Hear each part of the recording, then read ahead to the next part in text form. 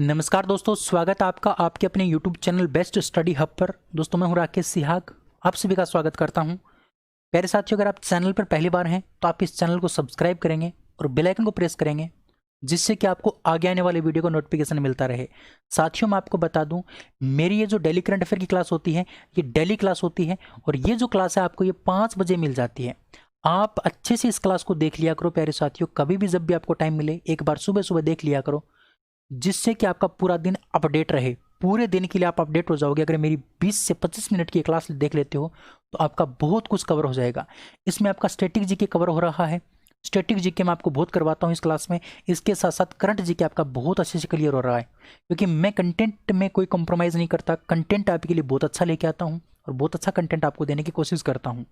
बस आप एक बार विश्वास करके जुड़िए इस चैनल से, आपको बहुत कुछ सीखने को मिलेगा। दावा है आने वाले 2 महीने बाद आप अपना स्टैटिक जीके और करंट अफेयर का पोर्शन देख लीजिए, कितना आपका हाई लेवल हो जाएगा ये दोनों पोर्शन। बस एक बार विश्वास कीजिए और जुड़िए मेरे से, रेगुलर जुड़िए 15 से 20 मिनट के लिए, बहुत कुछ आपको सीखने को मिलेगा। ठीक है।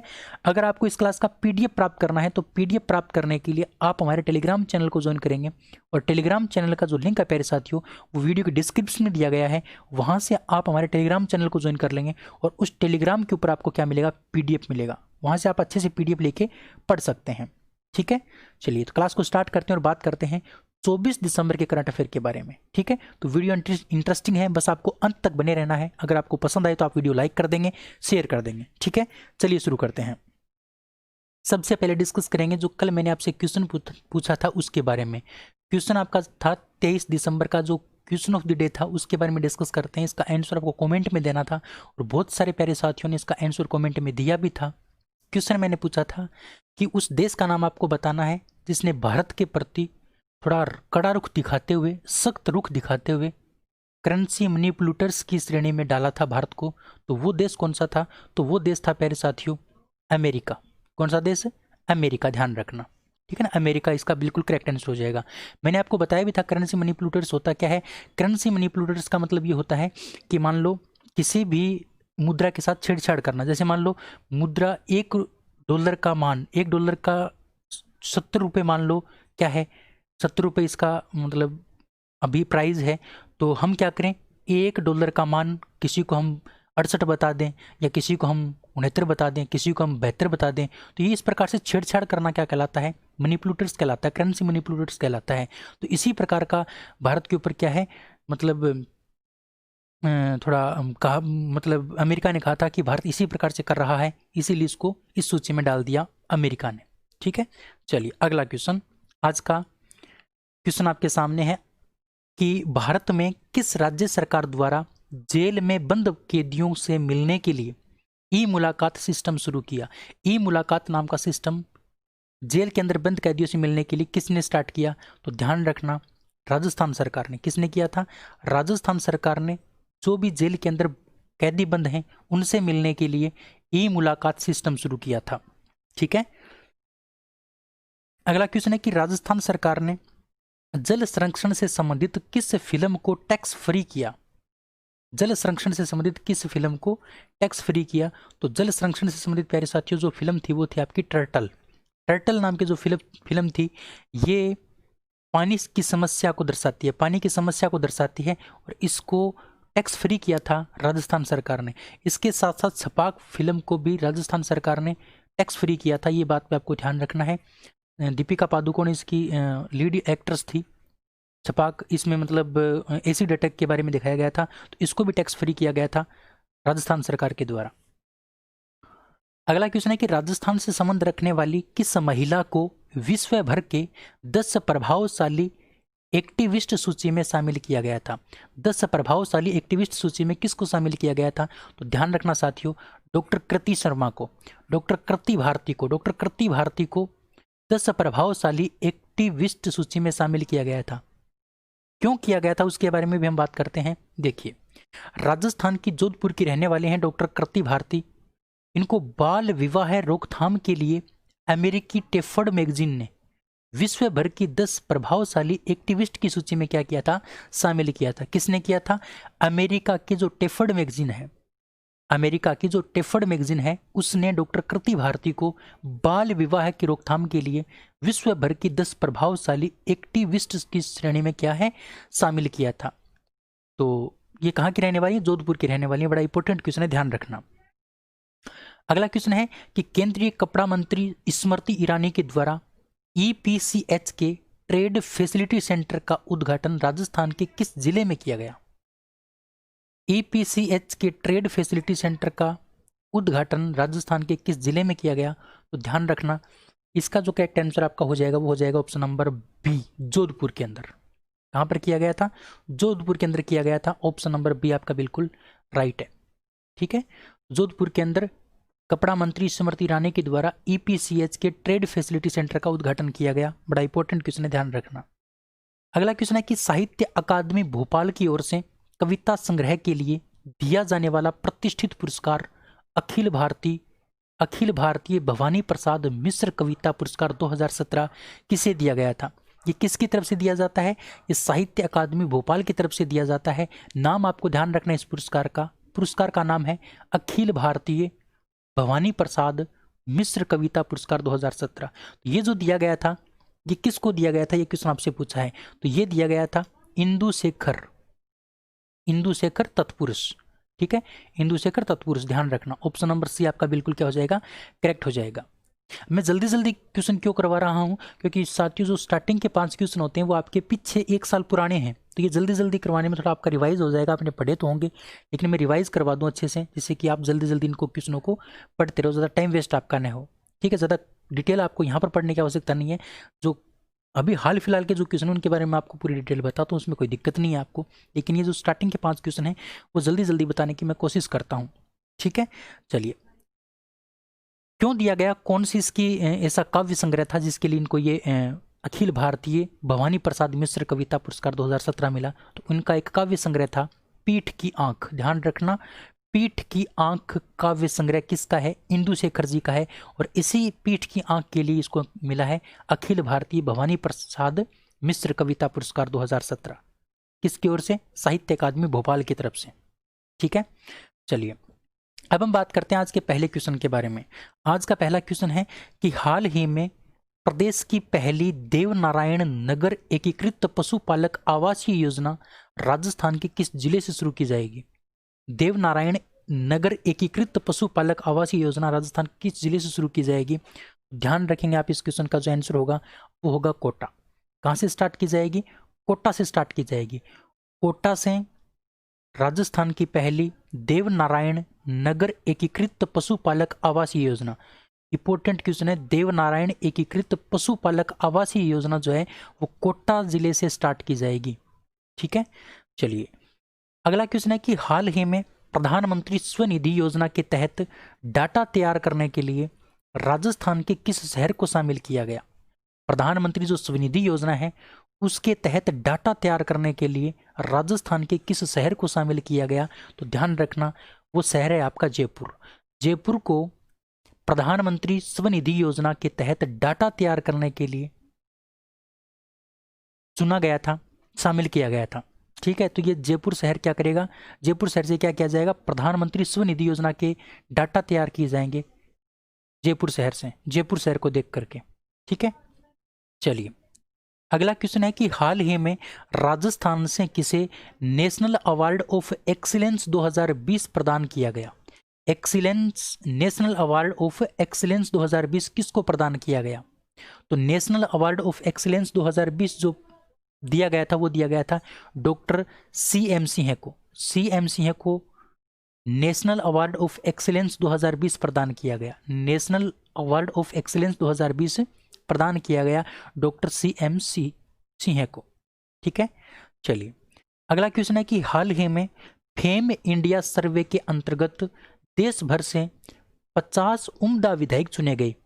इसमें राजस्थान से किसको शामिल किया गया था। यानी पूरा जो देश है उस पूरे देश में से 50 उम्दा विधायक चुने गए थे। जिस प्रकार से आपको पता है उम्दा खिलाड़ी होते हैं, उसी प्रकार से उम्दा विधायक भी होते हैं। आजकल जो अच्छा काम करते हैं, जो बेहतरीन कार्य करते हैं, उनको बोलते हैं उम्दा विधायक। तो 50 उम्दा विधायक चुने गए उनमें राजस्थान से किसको शामिल किया गया था? तो राजस्थान से जो नंबर आया था वो सतीश पूनिया जी का आया था। किसका आया था? सतीश पूनिया जी का। ऑप्शन नंबर आपका बी बिल्कुल क्या हो जाएगा? करेक्ट आंसर हो जाएगा। सतीश पूनिया जी को 50 उम्दा विधायकों की श्रेणी में शामिल किया गया था फेम इंडिया के सर्वे के अनुसार। किसके अनुसार? ये बात आपको ध्यान रखनी है, फेम इंडिया के सर्वे के अनुसार। ठीक है, चलिए अगला क्वेश्चन है कि प्रधानमंत्री नरेंद्र मोदी को हाल ही में किस देश ने प्रतिष्ठित लीजन ऑफ मेरिट से सम्मानित किया है? लीजन ऑफ मेरिट से प्रधानमंत्री नरेंद्र मोदी को सम्मानित किया गया है, किस देश के द्वारा सम्मानित किया गया है? तो अगर देश की बात करते हैं तो वो देश हो जाएगा आपका अमेरिका। अमेरिका देश ने प्रधानमंत्री नरेंद्र मोदी को लीजन ऑफ मेरिट से सम्मानित किया। अब प्रधानमंत्री नरेंद्र मोदी के बारे में अवार्ड से संबंधित बहुत सारी बातें हैं जो मैं आपके सामने डिस्कस करूंगा, और यहां से क्वेश्चन जरूर आएगा, आप देख लेना आपके एग्जाम के अंदर। देखिए, जिस प्रकार से लीजन ऑफ मेरिट से अमेरिका ने सम्मानित किया है, उसी प्रकार से सऊदी अरब ने 2016 के अंदर ऑर्डर ऑफ अब्दुल अजीज अल सऊद से क्या किया था? सम्मानित किया गया था। ये एक अवार्ड होता है सऊदी अरब का प्रतिष्ठित अवार्ड। सऊदी अरब का जो प्रतिष्ठित अवार्ड है ऑर्डर ऑफ अब्दुल अजीज अल सऊद, इसके द्वारा 2016 में प्रधानमंत्री नरेंद्र मोदी को सम्मानित किया गया था। अफगानिस्तान के द्वारा भी किया गया 2016 में। कौन से अवार्ड के द्वारा? State order of Ghazi Amanullah Khan. State order of Ghazi Amanullah Khan 2016 के अंदर किया गया था अफगानिस्तान के द्वारा। फिलिस्तीन के द्वारा भी किया गया। कौन से अवार्ड के द्वारा? Grand collar of state of फिलिस्तीन award. Grand collar of state of फिलिस्तीन अवार्ड। ठीक है, उसके बाद अगर बात करते हैं यूएई के द्वारा, तो यूएई के द्वारा ऑर्डर ऑफ जायद अवार्ड से सम्मानित किया गया था 2019 में। ठीक है, इसी प्रकार से रूस के द्वारा ऑर्डर ऑफ सेंट एंड्रयू 2019 के द्वारा सम्मानित किया गया था। यानी 2019 में order of Saint Andrew, order of Zayed award, grand collar state of फिलिस्तीन अवार्ड, ये 3 अवार्ड मिले थे। 2 अवार्ड 2019 में, 1 अवार्ड 2018 में और 2 अवार्ड मिले थे 2016 के अंदर। ठीक है, ये याद कर लेना, बहुत इंपॉर्टेंट बात मैं आपको बता रहा हूं। इसी प्रकार से 2019 में मालदीव ने भी सम्मानित किया था, और मालदीव ने कौन सा अवार्ड दिया था? तो ध्यान रखना, order of distinguished rule of Nishan Izzuddin. Order of distinguished rule of Nishan Izzuddin, ये 2019 में दिया गया था मालदीव के द्वारा प्रधानमंत्री नरेंद्र मोदी को। तो बात बड़ी इंपॉर्टेंट मैंने बताई है। बस अगर आपको ये बात समझ में आई है तो वीडियो को आप लाइक कर देंगे, एक बार शेयर जरूर कर देंगे। ठीक है, चलिए अगला क्वेश्चन है कि बीबीसी स्पोर्ट्स अवार्ड्स में 2020 का BBC sports personality of the year award किसने जीता है? जो बीबीसी स्पोर्ट्स अवार्ड दिए जाते हैं उसमें 2020 का जो BBC sports personality of the year award जो जीता है वो किसने जीता है? तो प्यारे साथियों ध्यान रखना, जो लुइस हैमिल्टन है, लुइस जो हैमिल्टन है कार रेसिंग के, ये मतलब बड़े जाने माने खिलाड़ी हैं लुइस हैमिल्टन। तो लुइस हैमिल्टन ने बीबीसी स्पोर्ट्स अवार्ड 2020 का जो BBC sports personality of the year award है वो जीता है लुइस हैमिल्टन ने। अच्छा, इसके बारे में अन्य विजेताओं की बात करते हैं।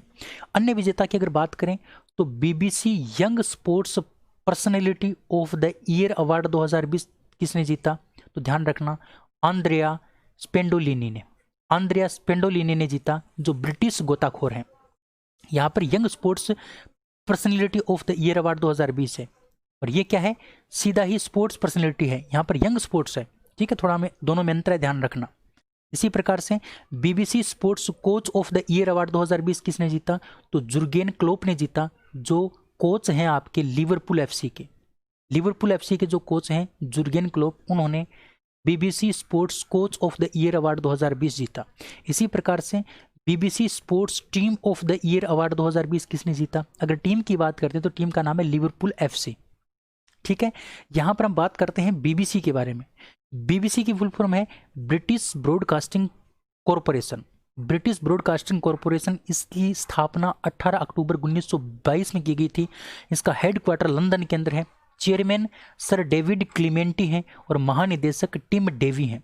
ठीक है, चलिए अगला क्वेश्चन है कि हाल ही में किस देश ने फास्ट नामक विश्व के सबसे बड़े रेडियो टेलीस्कोप को शुरू किया है। विश्व के सबसे बड़े रेडियो टेलीस्कोप का नाम रखा गया है फास्ट। इसको किस देश ने स्टार्ट किया है? तो विश्व के सबसे बड़े रेडियो टेलीस्कोप जिसका नाम फास्ट रखा गया है उसको शुरू किया है चीन ने। किसने शुरू किया है? चीन ने शुरू किया है। ऑप्शन नंबर ए आपका बिल्कुल करेक्ट हो जाएगा। ठीक है। अच्छा, यहाँ पर एक बात तो आपको ये बात ध्यान रखनी है कि ये जो आपका फास्ट है इसकी फुल फॉर्म आपको ध्यान रखनी है। फास्ट की फुल फॉर्म क्या है? तो फास्ट की फुल फॉर्म आप ध्यान रखोगे, बड़ी इंपॉर्टेंट है, ये याद कर लेना। बड़ी इंपॉर्टेंट बात मैंने आपको बताई, आपसे पूछा जा सकता है फास्ट का पूर्ण रूप क्या है। फास्ट का पूर्ण रूप क्या है? ठीक है, तो ये बात आप अच्छे से ध्यान रखोगे। यानी 500 metre aperture spherical telescope. 500 metre aperture spherical telescope, ये इसकी फुल फॉर्म है फास्ट की। ये जो चीन ने विश्व का सबसे बड़ा रेडियो टेलीस्कोप शुरू किया है उसका फुल फॉर्म है, ये ध्यान रखना, जिसका नाम फास्ट रखा गया है। चीन की बात करें तो कैपिटल यानी राजधानी बीजिंग है। प्रेसिडेंट हैं यहाँ के शी जिनपिंग। यहाँ के प्राइम मिनिस्टर जिसको प्रीमियर के नाम से भी जाना जाता है, जो कौन है? Li Keqiang. संसद, यहाँ की संसद को नेशनल पीपुल्स कांग्रेस कहा जाता है ना। जिस प्रकार से अमेरिका की संसद को कांग्रेस कहा जाता है, रूस की संसद को ड्यूमा कहा जाता है, उसी प्रकार से यहाँ की संसद को नेशनल पीपुल्स कांग्रेस कहा जाता है। यहाँ की मुद्रा रेनमिबी या फिर युआन है। रेनमिबी या फिर युआन है, ये बात भी आप ध्यान रखोगे।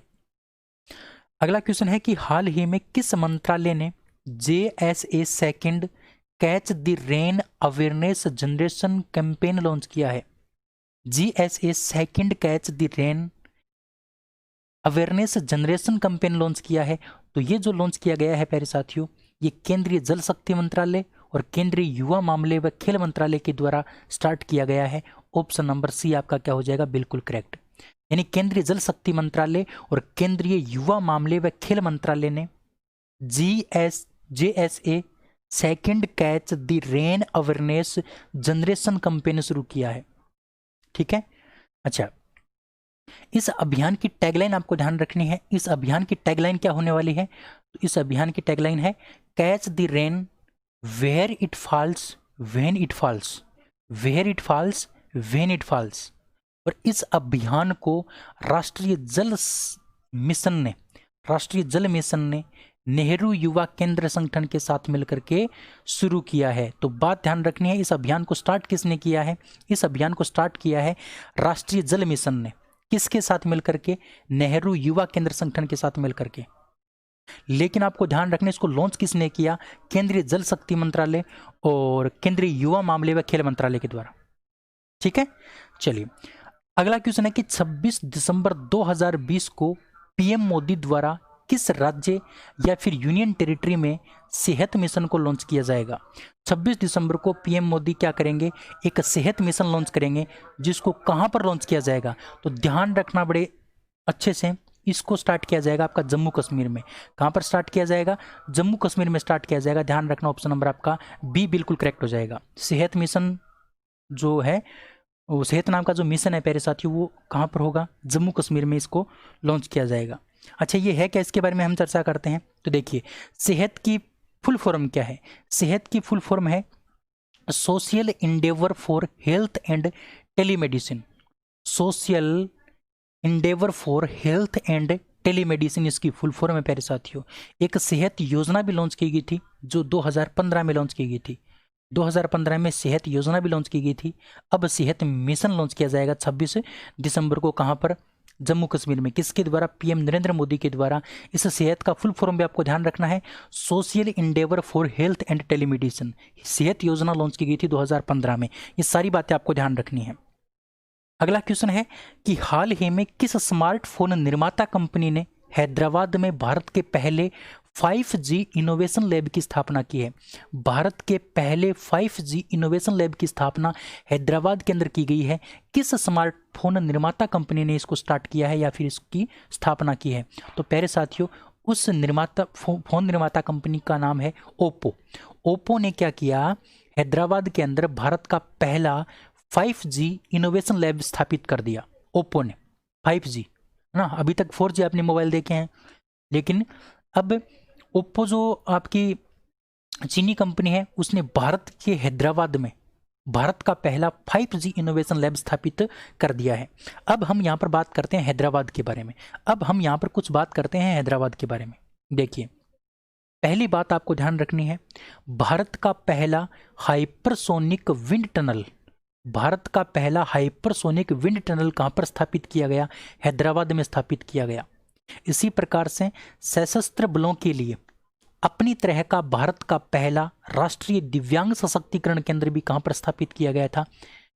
हैदराबाद में ही स्थापित किया गया था। ये बात मैं आपको पीछे बता चुका हूँ 2-3 बार, लेकिन फिर बार बार मैं आपको रिपीट करवा रहा हूँ, क्योंकि रिपीट करने से बहुत सारी चीज़ें बहुत ज़्यादा याद रहती हैं।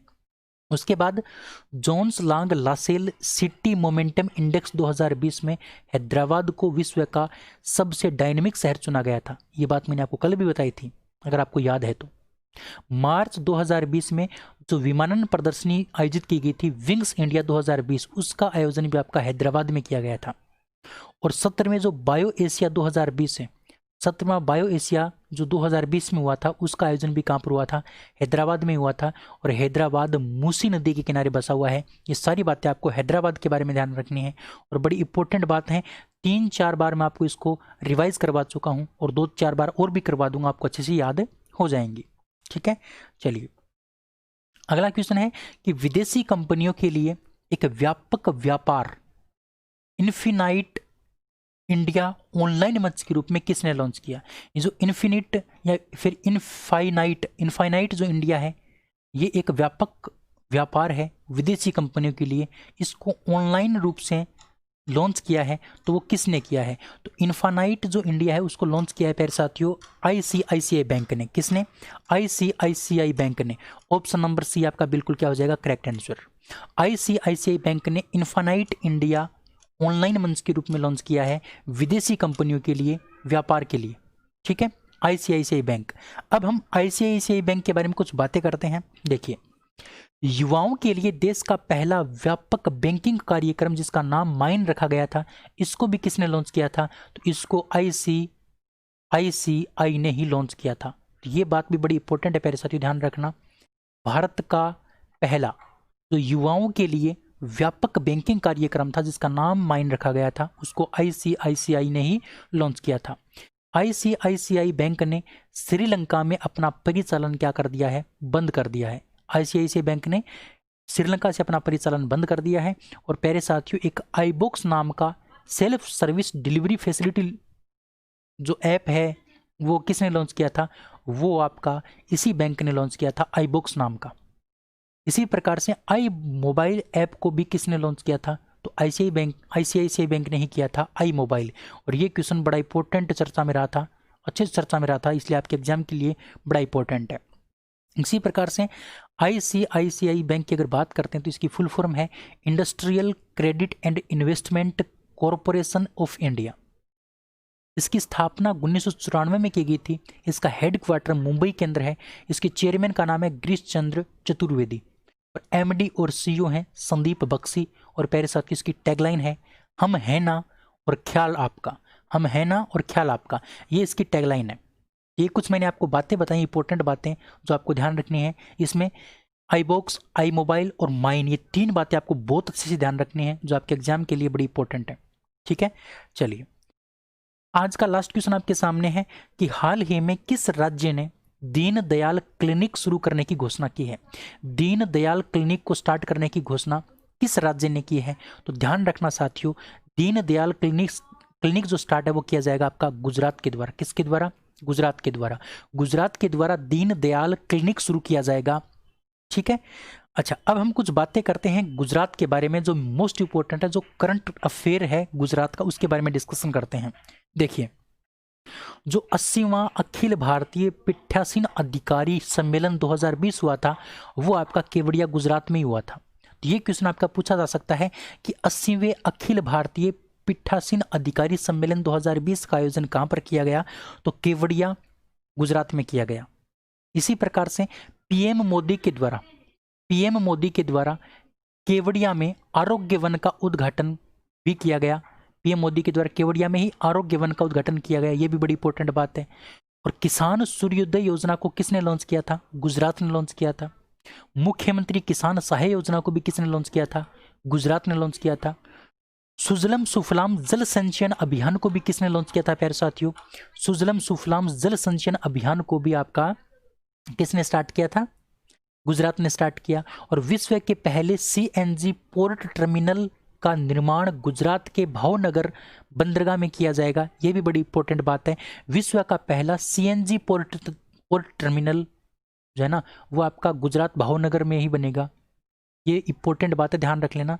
बनने वाला है विश्व का पहला सीएनजी पोर्ट टर्मिनल, है ना। इसी प्रकार से खाद्य व ग्रामोद्योग उद्योग का पहला रेशम प्रसंस्करण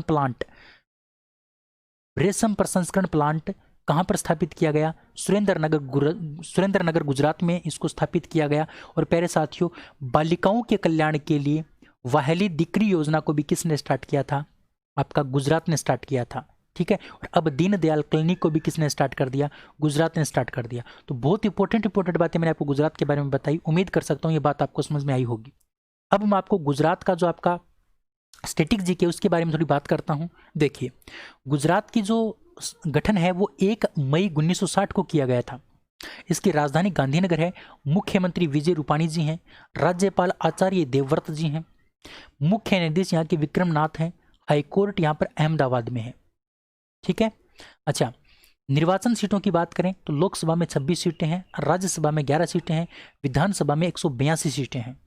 राजकीय पशु यहाँ का एशियाई शेर है। राजकीय पक्षी यहाँ का सारस है। राजकीय वृक्ष यहाँ का आम है। और राजकीय फूल यहाँ का गलगोटा, जिसको मेरीगोल्ड के नाम से भी जाना जाता है, ध्यान रखना। ये यहाँ के कुछ राजकीय पशु पक्षी वृक्ष और फूल हैं। लोक नृत्य की बात करते हैं तो डांडिया और गरबा यहाँ के मुख्य लोक नृत्य हैं। डांडिया, टिपानी, जुरियून, भवई, लास्या और गरबा।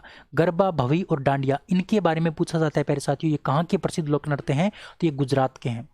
राष्ट्रीय उद्यान की बात करें तो गिर राष्ट्रीय उद्यान, ब्लैकबक राष्ट्रीय उद्यान, वसंदा राष्ट्रीय उद्यान, मरीन राष्ट्रीय उद्यान, ये सभी के सभी आपके कहाँ पर पड़ते हैं? गुजरात में पड़ते हैं।